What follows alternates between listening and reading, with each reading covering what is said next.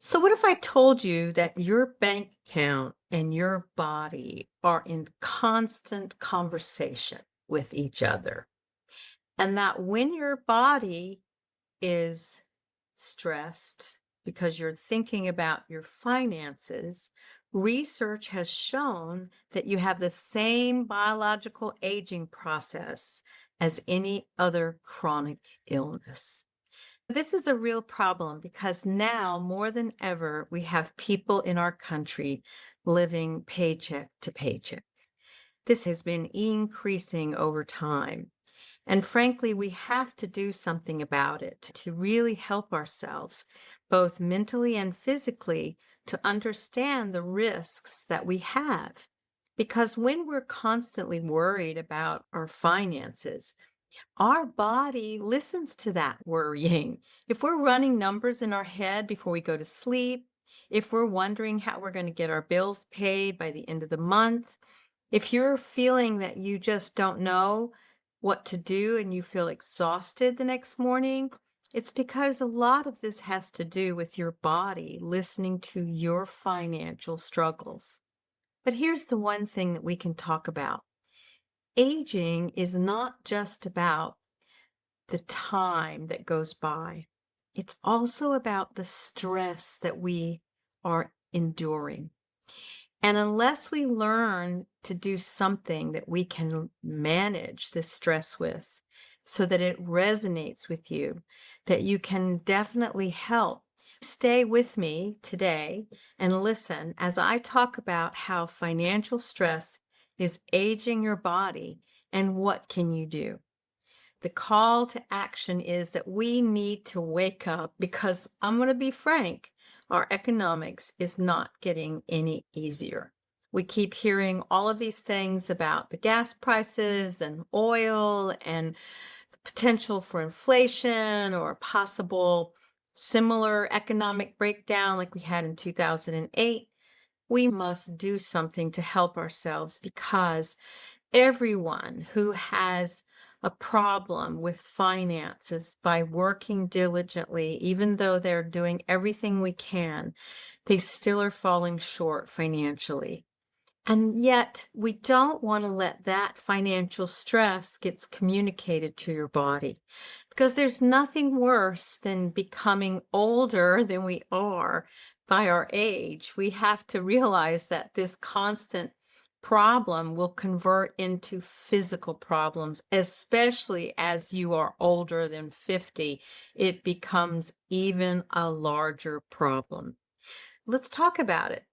This is MC. I'm a health researcher. I have a doctorate in health psychology. I've been working in research for over 30 years. The only thing I deeply desire is that we all get more in touch with what it is to help us be the very best version of who we are. And that takes daily activities, daily intentions. That's why I think if you subscribe here and we can join together, motivate one another so that we can keep engaging in anything that will keep us vibrant and healthy, functional, well into our 80s and 90s. So please click that like button, share, and subscribe, and I would love to see you here each week. So, what am I talking about with this whole thing with regards to the stress and the issues around having our bank account being something that also influences us? The truth is that when we have something that is bothering us as significantly as stress, which is driven by our finances, there's nothing worse than having no way to manage that except by your rumination of how it's bothering you every single night. Do you know that 3 out of 4 people working in the United States right now are living paycheck to paycheck? And apparently, this process is increasing by 6% every 2 years. And currently, that's a really challenging thing to know that so many people in our country don't have what they need financially. And that even if you're earning $100,000 a year, you still don't have what you need to cover your finances. especially depending on living in here in New York. If you make $100,000, forget it. You can barely get by. Just paying rent will cost you $60,000 a year. That's $4,000 or $5,000 a month. And that's just rent, so you almost need two incomes to live in an apartment that's more than a box like mine, my studio. But the key is that the mental health impact is something we've measured in research. We know that basically that our financial stress triggers a vicious cycle.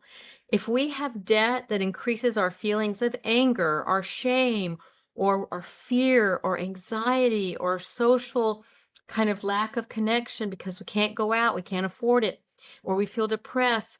So this all turns into poor physical decisions in addition to poor financial decisions. So one of these studies showed that there is a direct connection between how we deal with our finances and how we deal with our life. And if you can start today to let go of that stress and recognize that no matter what you do, you can take things step by step, and that you're going to create this kind of wonderful barrier, which I know it's not easy. Believe me, I struggle with this myself, because the truth is we know that our finances impact our physical health. It keeps us up at night. We don't sleep well. It gives us anxiety or migraines, which leads into potentially heart complications because of the high levels of stress and cortisol. Because we have these finances that are constantly talking in our ear, we are worried all the time. And this increases our inflammation, especially in our joints. And it can limit our ability to work, which makes our finances even more difficult. So it's a circular kind of problem. And that's why I want to encourage you to stop that circle. Let's break the habit. You can think of your finances as this issue over here, separate from your body. But it takes training your mind. It takes making a mental choice that when those things show up, you go, you know what? I'm going to elect to just think of one thing that I can do right now. And that's breathe, calm yourself down, recognize that really all you have is this present moment today in mindfulness. And that the more that you can connect to that non-stressed person who's just present in the moment, you might find that you can start to see opportunities where you didn't see them before. I deeply believe in this, that you can definitely start to cut this stress, health, financial loop in two. And this is only done by some very intentional work that you can do. And there's so many apps out there. I think there's even free versions that I'll list it in the show notes that you can explore, because our psychological stress is linked to how our body responds to its immune systems, how our body responds to heart disease, how our body responds to our mortality. I really truly believe that we are in a whole body health crisis, and that by chronic conditions, they're going to show up as we age anyway. But if we're constantly stressed by our finances, this accelerates that process.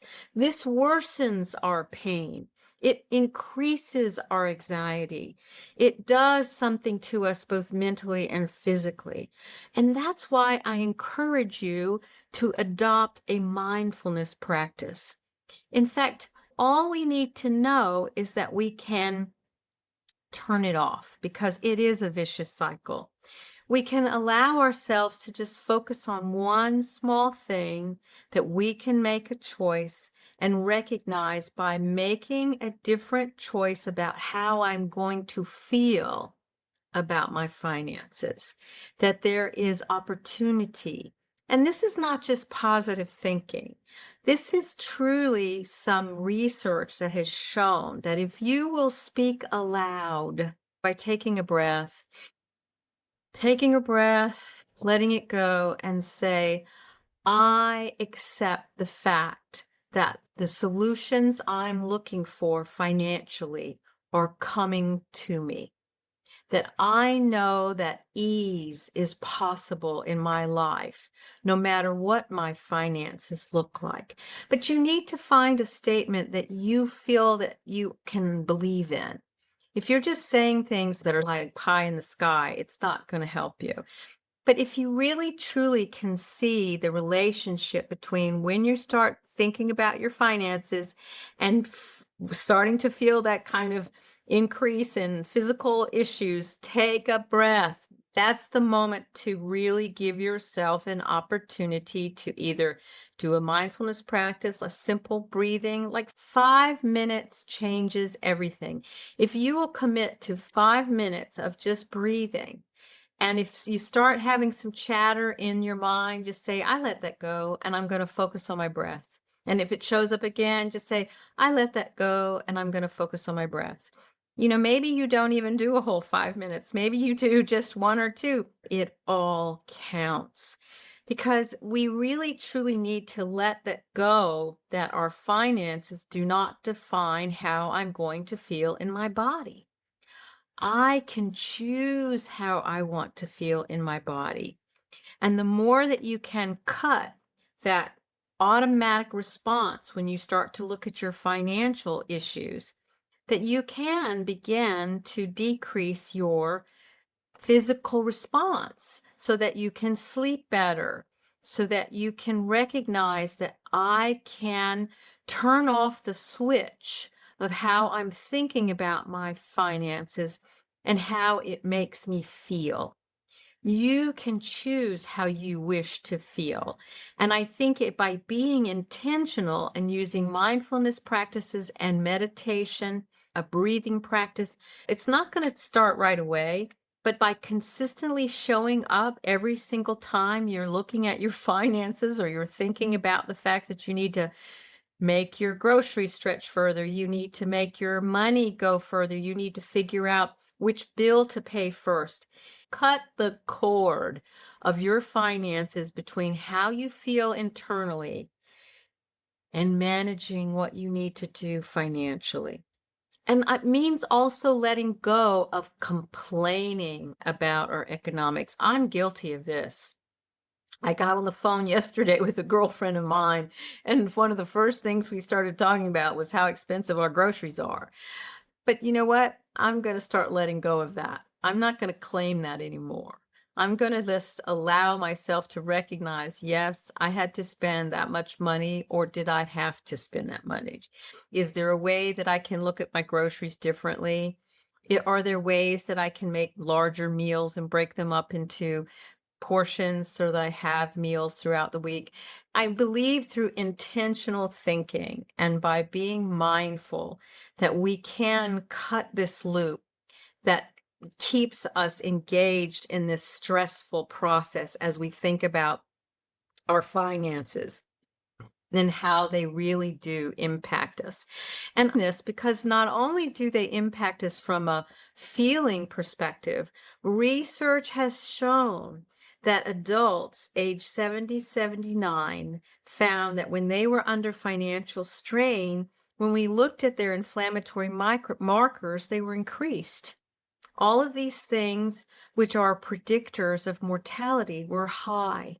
So let's start helping ourselves right now and cut the cord for this chronic psychological stress that is brought up because we happen to think about our finances or we're having to deal with the economics of what we're contending with in this current environment. I believe that we can truly be a game changer for ourselves when addressing our finances because we can make that something separate. It's not going to influence how I feel. It's not going to influence how my body responds. I have the ability to choose what my body is going to acknowledge, what my mind is going to feel so stressed about because of my finances. Truly, when you start implementing these types of practices daily, Even if you can do it for 10 days, 5 days, 7 days, you will be surprised how much it helps you. And believe me, I think if you will commit to doing simple things, and let's say the mindfulness practices or those are not enough for you, maybe it's time to get some health care psychologically engaged, either through some type of a therapeutic engagement to help you with stress, with these types of anxiety-driven components of our life. There's many people out there that will give you free information. You can go on to John Kabat-Zinn. I'll leave his link too. I'll leave several links of resources. You can go on to YouTube and listen to, there's a tapping exercise that you can do that helps you release this kind of negative energy. There's Kabat-Zinn and his meditation, his chronic stress that you can go through. All of these things are actions that you can take that can slow down this process because of the economics of where we find ourselves financially. Let's not be trapped by the fact that our finances are not where we'd like them to be. Let's not allow our finances just because it's something where we can't pay the bill. When we start showing up for ourselves in a much more positive or embracing the possibilities of our looking for openness or potential ways to solutions, when we start vibrating in a place of opportunity and potentiality, in being a present to where we are right now, we invite in solutions that we've never ever thought possible. Listen, I know this firsthand. I did a whole 21 days of abundance manifestation, and frankly, I was shocked. I saw some money show up out of the blue that I never thought would happen. Had no idea that this was an option. And frankly, I am convinced that by staying connected to that opportunity kind of vision that I'm giving myself every single day, that abundance is looking for me, that I'm open to receiving what is meant for me, that there is the opportunity for me to let go and allow ease and abundance into my life. By claiming those things for myself, it allows us to turn off that stress dial, which is so strong when we see our financial bottom line. And that we need to acknowledge that no matter how small a step that we are taking for our finances to be better, it matters. The smallest step matters because so many people can choose to just put those envelopes in a hidden place, right? Hide them somewhere. Don't look at them. Wait till the bill collector gets me. That's going to make us even more stressed out because in the middle of the night, those envelopes are going to start talking to you. I know they would talk to me. So let's have this wonderful opportunity that is the power of our thinking and choosing, that we can choose again what we're willing to believe and feel is possible, despite how things may look, that we are willing to embrace that what is for us is coming, and that I can wait patiently and I will take action for myself each day. And as I feel the stress rise up, I'm going to do a breath exercise. Or as I feel the stress rise up, I'm going to do a 5-minute meditation. It's all just by constantly telling ourselves out loud and internally that we can define how we emotionally respond to stress and challenges that are related to our finances. So, my friends, we have this one precious life. Let's live it intentionally. Join me here each week. Please subscribe, join, share. I would love to hear how you're managing your finances and dealing with the many stressors that we're facing in our world today.